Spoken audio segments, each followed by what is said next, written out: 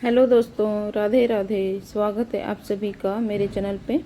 दोस्तों, आज मैं 3 नंबर के कान्हा जी के लिए पोशाक बना रही हूँ। ये पोशाक मैं थोड़ी बड़े घेर वाली बनाऊँगी।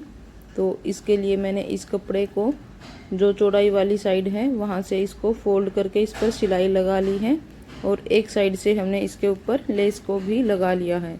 अब मैं आपको कपड़े की लंबाई और चौड़ाई माप करके दिखाती हूँ। फ्रेंड, इसकी चौड़ाई हमने 4.5 इंच ली है। इसको हमने तैयार करने के बाद 4.5 इंच लिया है। लेस लगाने से पहले हमने इसको आधा इंच एक्स्ट्रा ले रखा था। आधा इंच हमने इसकी लेस के नीचे इस कपड़े को दबा दिया है। अब हम इसकी लंबाई भी माप कर लेते हैं। फ्रेंड, यदि आपको अपने कान्हा जी की पोशाक का घेर छोटा या बड़ा करना है तो इससे कपड़े को छोटा या बड़ा भी ले सकते हैं। इस कपड़े की लंबाई 39 इंच है। अब हम इस कपड़े को बिल्कुल सीधा रख लेंगे और इसकी प्लेट बना लेंगे। हमें इस तरह से 1-1 इंच का कपड़ा उठाना है और इसकी प्लेट बना लेनी है। फ्रेंड, हमने सारी प्लेटों को बिल्कुल पास में रखना है। ज़्यादा दूर प्लेट नहीं रखनी है। जितनी पास आप प्लेटों को रखेंगे उतना ही घेर हमारा अच्छा बनके तैयार होगा। इस तरह से हम अपने सारे कपड़े की प्लेट बनाकर इसके ऊपर सिलाई कर लेंगे। यदि आपके पास सिलाई मशीन नहीं है तो आप हाथ से भी इसको सिल सकते हैं। मैंने इसको सिलाई मशीन से सिला है। सारे कपड़े की मैंने इस पर प्लेट बनाकर तैयार कर लिया है। ये देखिए, कुछ अब इस तरह से ये सर्कल बनके तैयार हो जाएगा। फ्रेंड, अब हम इसके ऊपर नेफा लगाएंगे। नेफा लगाने के लिए मैंने पट्टी को पहले ही कट किया हुआ है। मैंने इस पट्टी की चौड़ाई 2 इंच रखी है और लंबाई हमारे सर्कल के अनुसार 1 इंच एक्स्ट्रा रखी है।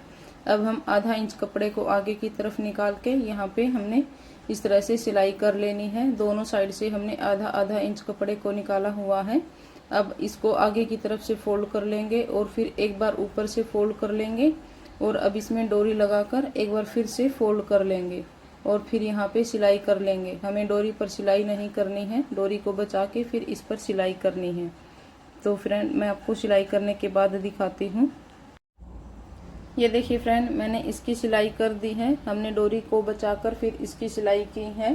फ्रेंड, आप चाहो तो अस्तर और पेस्टी का भी यूज कर सकते हैं। मैंने इसमें बिना अस्तर और बिना ही पेस्टी के इस ड्रेस को बनाया है। तो अब हम इसकी चोली बनाएंगे। चोली बनाने के लिए भी मैंने ये कपड़ा कट किया हुआ है। अब मैं आपको इसकी लंबाई और चौड़ाई माप करके दिखा देती हूँ। ये देखिए फ्रेंड, इसकी चौड़ाई 3 इंच है और इसकी लंबाई हमने 5 इंच ली है। हम इसको 4 इंच के जितना तैयार कर लेंगे। दोनों साइड से भी हम इसको साइड में फोल्ड कर देंगे और यहाँ पे सिलाई कर लेंगे और ऊपर की साइड से हम इसको थोड़ा चौड़ा फोल्ड करेंगे इस तरह से, ताकि हम इसके अंदर डोरी डाल सकें। फ्रेंड, इस तरह की हल्की पोशाक बनाएंगे तो कान्हा जी को गर्मियों में हम आसानी से पहना सकते हैं। उनको भी गर्मी नहीं लगेगी।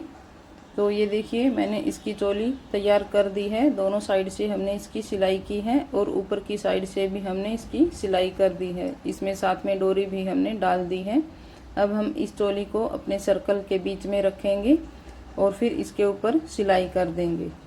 मैंने चोली को सर्कल के बीच में रखकर इसकी सिलाई कर दी है और इसके घेरे के ऊपर भी हमने आधा इंच तक सिलाई की है। आप चाहो तो वेलक्रो टेप भी लगा सकते हैं।